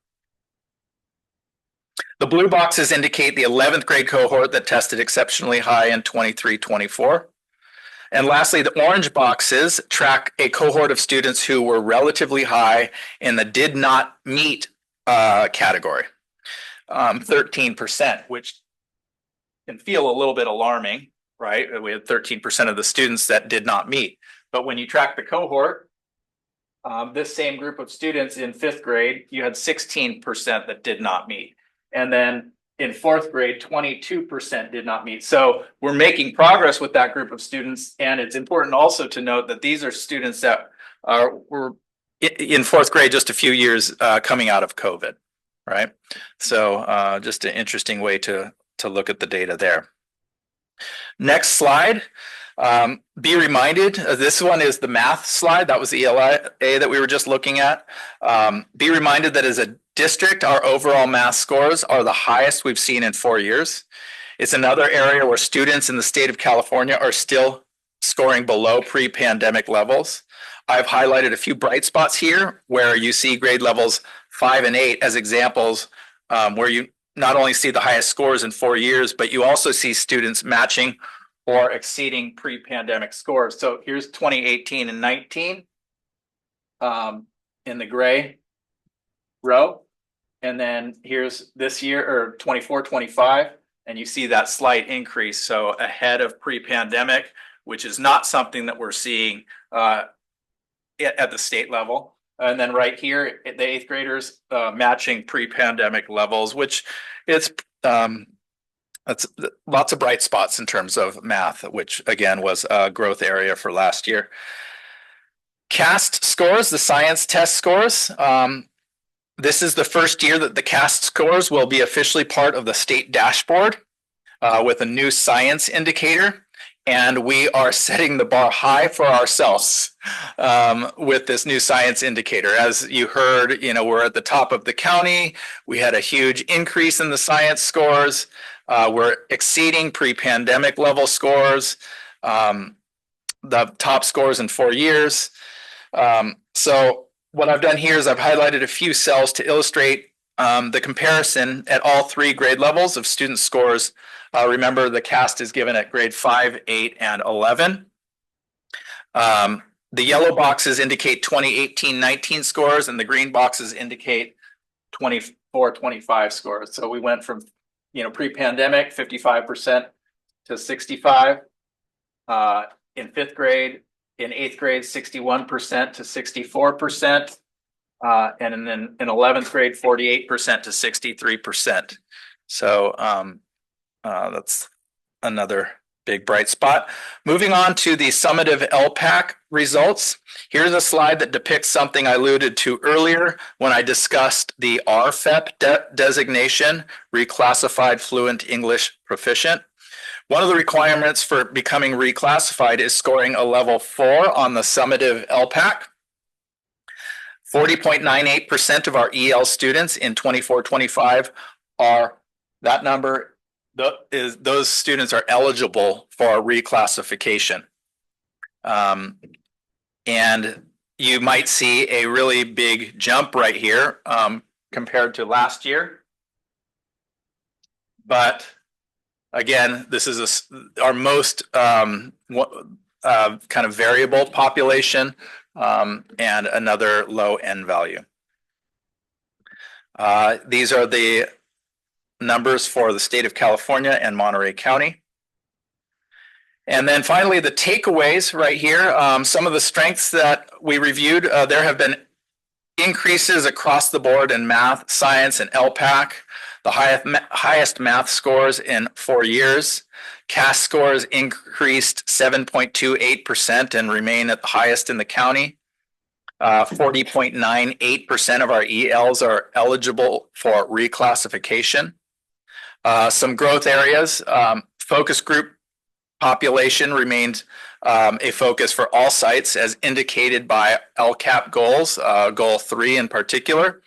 Our socioeconomically disadvantaged student group, that's what I highlighted earlier, and I mentioned we'd be looking at that as a growth area. And then also just continuing to focus on our restorative justice pillar of maintaining equitable learning environments. That's one of the 3 pillars of restorative justice, equitable learning environments. And the way we do that is we use professional learning communities to look at data. So we look at data from the sites more granularly, and we discuss them in PLCs, and we develop interventions and try to continually find ways that we can improve. Remember that this is just a snapshot in time. These numbers represent an aerial perspective. The data that is most important to our students happens in the classrooms through our common assessments that help to inform those instructional decisions and help us to develop some of those intervention steps. It's important to note that this data reinforces the hard work that's happening in the classrooms. We've heard it many times tonight. We've seen it in the presentations from our students. We have just an outstandingly committed staff, a dedicated staff that truly, truly cares. And that's what helps to enable these results. So I want to end with some gratitude. Just thank you to the teachers, to all of the support staff, the site administrators. This data truly is just kind of a snapshot of the culture of we coming together, and just evidence that our 3 core values of belonging, safety, and prosperity are doing good things in this district. Thank you very much, Dr. Hedquist. And we will again go out to the public for comment on this item. Okay, seeing none, we'll come back to the board, and I'll just start off continuing on your message of gratitude there. I'll be very frank, I did not think we'd see this level of recovery post-COVID in math scores. I mean, that again shows that dedication, as you mentioned, particularly to our teachers, but obviously the support staff and everyone else that's helped. And can always want us to be better. I'm sure there's more growth we can do, but that's really heartening to see. So again, thanks for putting the numbers together, and thanks again to everyone that's helped us get here. Yep, Trustee Wax. Yeah, I echo Dr. Hazen's sentiments and appreciate the presentation. Concerning science, was there a new curriculum or batch of teachers, or conversely, was it stable teachers? Like, it's not so much that I think one thing that possibly contributed, and it's impossible to know, right? But we used to test 11th and 12th graders. And so there was a shift to make sure that the students were at least at the high school level, to make sure that the students were ready to take the test in 11th grade. And that goes back a few years. So we now have just 11th grade students taking the science test. And then one more quick question. What constitutes a student being eligible for reclassification? If they score a 4 on the summative LPAC. Thanks. Mm-hmm. Okay, yeah, Trustee Schloss. How do you define the socioeconomically disadvantaged? What's the criteria you use? So the criteria for SED is that they appear on the free and reduced lunch program list. But now it's free, so is that? Yeah, so that's kind of a tricky thing. Yeah. There You have look, been you declines. look at, is that, well, the first thing that comes to my mind is, homeless or foster child, they probably automatically go into that category. But other than that, Yeah, it's free. So it's part of the registration when they go Yeah. into their registration packet, that they, are asked about free and reduced lunch. And they either, and I know, Director Silver also keeps a pretty good handle on that. Yeah, and part of the problem is this funding could go away, right? We're always really Right, grateful and hopefully lobbying for it. So I think it's important they have to, the registration protects them in that case. So that's why there's still an incentive to register, even though the lunches are free, I think, is what I would. It is a self-identification piece, right? It is families have to identify themselves as meeting those criteria. So we rely on the most accurate data that we have that is reported at the beginning of each year. okay. Also on the COVID impacts, have you decidedly put together an assessment of the impacts over the years of COVID as far as the testing, or are you just, keeping track and then saying, oh, compared to 2019, is there a? That's a really good question. That was one of the things that I actually did keep track of when I was hired as a teacher on special assignment in the district. And I presented a few times to the board during that time about the impacts of COVID with data and all sorts of things. So I do have some reports that were happening, several years ago. The whole idea was to try to reduce or mitigate that, learning gap as much as possible.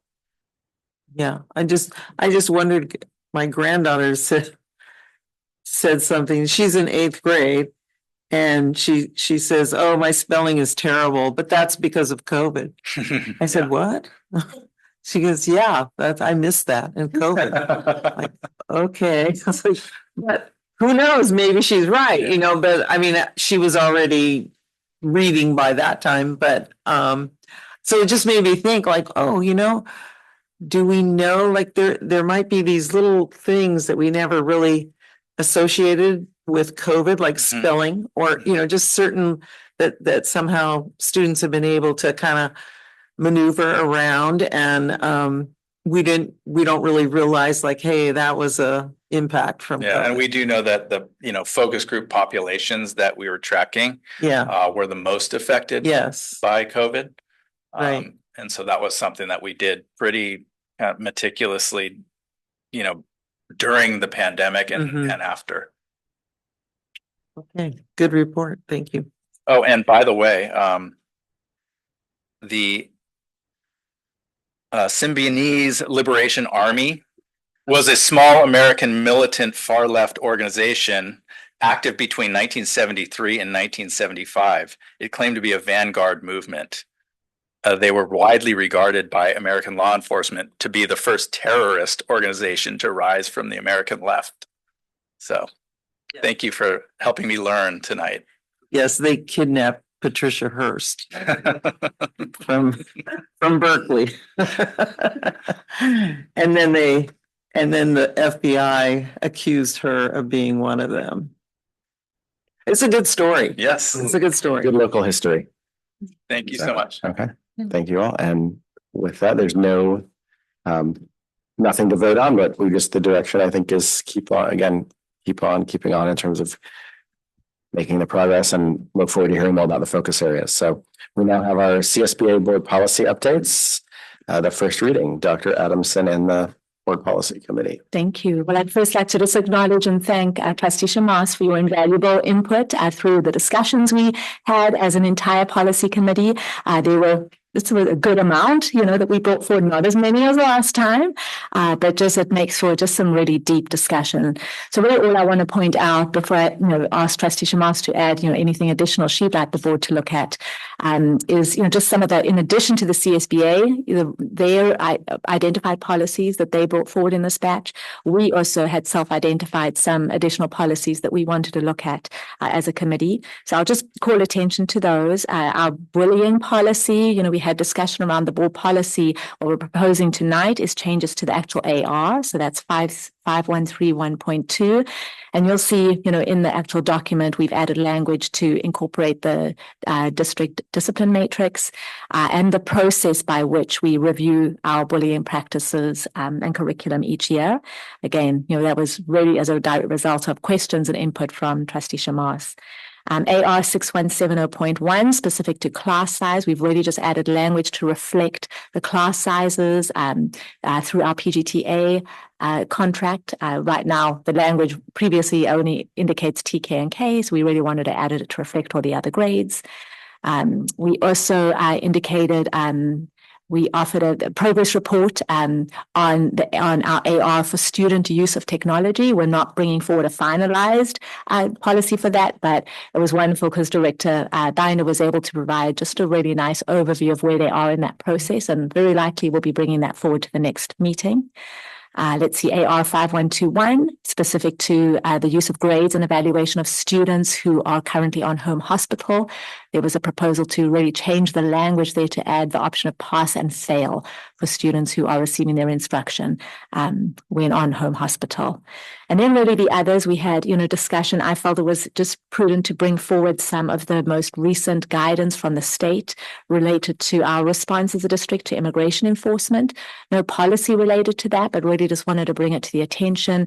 And that'll be something we'll be bringing and making sure all of our site administrators are aware of. Tentative new policy forthcoming is that's how we presented it related to program or contract evaluation. But as a result of our discussion that day, we really had and implemented a new process by which already I'm pleased to say Superintendent John has added to the form that anyone fills out for the renewal of a contract and moving forward, essentially asking that critical question again. Thank you to you, Trustee Shamas. Have we been happy with the performance, right? And if we looked at, the data, are we pleased with that? And for that reason, we're bringing it forward for renewal. And then really the others that you'll see there are just, the last one is mobile communication devices. That is a board policy that we're bringing forward to update, really just to add the language, computing devices, to really be able to cover all forms of technology that's used in the classroom. Trustee Shamas, I'm going to turn it over to you to add anything. Yes. So, some of these interesting things, like the one international baccalaureate program, which Dr. Heckwas told us, well, we don't have one, so we don't have to adopt anything there. And we've never had one. So, and then we have one on governance standards, which were very much falling in line with what we've already talked about for our own handbook. And so we were just talking about, well, that we'll just be adding that to the handbook. Okay. And you can see that those are already norms that we've already agreed to. And then the bullying thing, yes. And then I just want to comment on Director Binder gave us an overview of what they're doing for the technology, and it's really going to be an important piece because they're going to be talking about, appropriate screen times for different levels of ages and many different things like that are coming up and have come up. And so I was really impressed by the format that he put together, and that he has a lot of different references that he's pulling from to showcase kind of where he's getting the ideas from, and that'll come to us. But It's not quite ready yet, but that's going to be important. Yeah, and then I think that's about it. You mentioned the other one that Josh said he was working on. Good job. Excellent. And we will go out to public comment on the first reading of the policy. And I'll just say while we're waiting for people to raise their hands, there is an amazing summary again. If you don't read through all the policies like we've had to do, you can go through just those summary sheets on the page, I think 268 to 273, that highlight what the changes were. And it's just a really quick guide. So thanks again for that. One more thing. Definitely. For student board rep. That technology piece that I was just talking about, that's something that you would really be interested to take back to your fellow students to look at, because it's going to impact students, in terms of what policies we would approve of as far as classroom use of all the different technologies. And so it'd be good for you, especially high school students, to give input onto, like, oh, that's way off base, or no, we agree with that. So those are some ways that you can really help us out. Thank you. So not seeing any public comment while we were waiting there. So we will go to the board. I don't know if student rep, you'd like to comment on that now or bring us back at a later date. Either one is fine. Can definitely discuss that with my peers. I'm really interested to talk about that. I do have thoughts. Yeah. Awesome. Not, we're back to the rest of the board as well. Trustee Wax, you want to go first? I'll go after you. Yeah. On the mobile communication or computing devices, it's a little bit different, I guess, but in the future, or not the future, I guess, but smart glasses, I don't think are addressed in this. And so more watches, just to mention that. Well, it says smartwatch. Students may use cell phones, smartwatches. Okay, I missed that.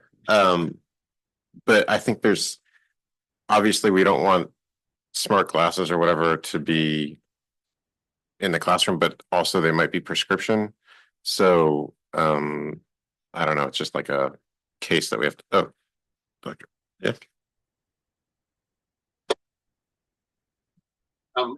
We did our best to write that to include any communication or computing device, which would include smart glasses, which would include what else did you mention? The smart watches.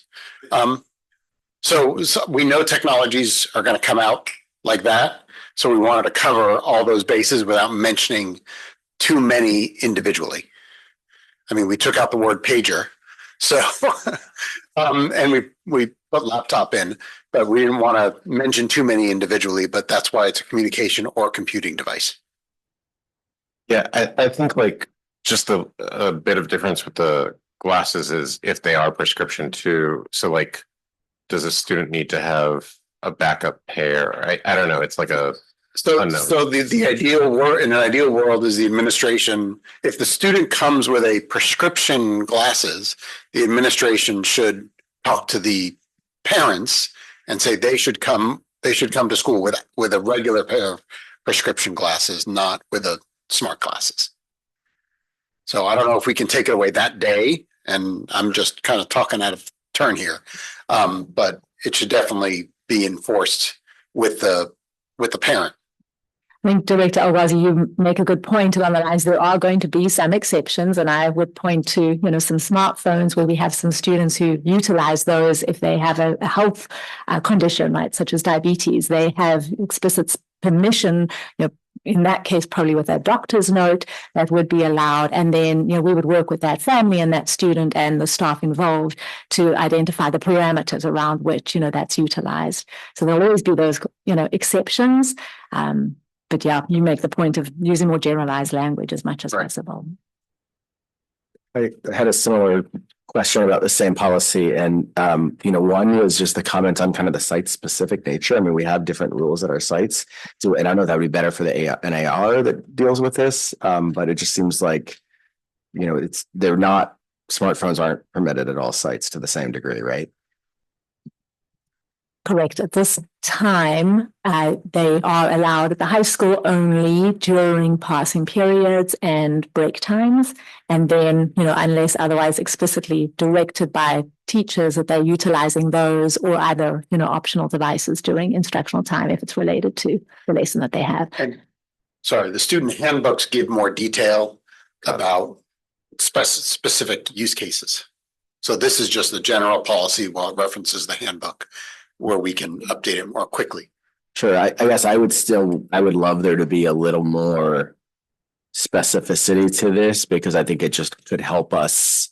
Maybe even if it's as simple as saying sites may have more constraining rules based on, something that basically makes a point that I don't want a parent to look at this and say, oh, well, this says we can use these. We want the elementary school now to have them. So I want to make sure our policy represents the will of the sites as well. That makes sense. So that's my one. Yeah, that's in the handbook of each site. Right. But I would like it actually in the policy because I want the policy. Again, a parent could read this policy and say, this says I should be allowed to have my kid have a smartwatch in Red Rubber Down because that's our policy. You're saying that the policy should say in the policy refer to either refer to the handbook or there's recognition that sites might have. Again, because I think it needs to be in the policy because that's the legal. I agree. I understand your point about the handbook being different, but I want this to tie into mention the handbook. Yeah. Okay, good. If that's good possible. point. I don't know. I'm seeing. Yeah, we'll absolutely look at that. Yeah, I think it could be an easy change. Yep. The other one, just quickly, I know there was an update potentially about from the state. There was at least a governor argument that there was going to be a statewide ban on phones. We haven't had any more update on that from CSBA or anything. No, and really at this point it is, I think it is the requirement that came down from the state was that every district had to look at and develop policy around the usage of cell phones, giving the flexibility to each LUA. And so we're in compliance. We were already, in compliance with that, but, we came back and reviewed that language and that policy, I think it was around this time last year, but nothing beyond that. Thank you. No other comments. I think hopefully that gives a bit of direction. Thank you again so much for the detailed edits here from everyone, including Lewis. This is really appreciated. So, and now we're on to our future agenda items. Dr. Adamson. Oh, this is where we request from the board any future agenda items to be requested. Yes. Thank you. I have two which I ran by Dr. Adamson during our one-on-one.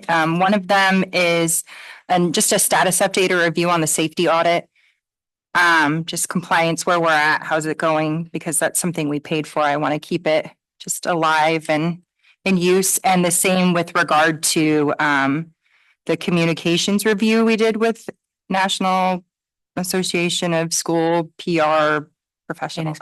Yes. NSPRA. I hate too many acronyms. But anyways, if we could review that and just see where we're at progress and check in, I would appreciate it. Yes, absolutely. And you'll actually see, I think I've added that to the either January or February calendar. So they're noted. So that way we don't lose sight of it. But thank you for bringing that forward. It will be the perfect timing, I think, for updates on both. And I'll just mention Trustee Shamas's, what she brought up. I don't think falls to a future agenda item in terms of the reviewing consent item for overnight, but I think that's something hopefully we can do through cabinet just to come up with a suggestion. Definitely, I've made note of that. Sure. Right. Seeing nothing else, a public comment. Did I give public comment for this? If there's any future agenda items? If not, I will go ahead and adjourn our meeting at 8:25. Thank you all so much. Lois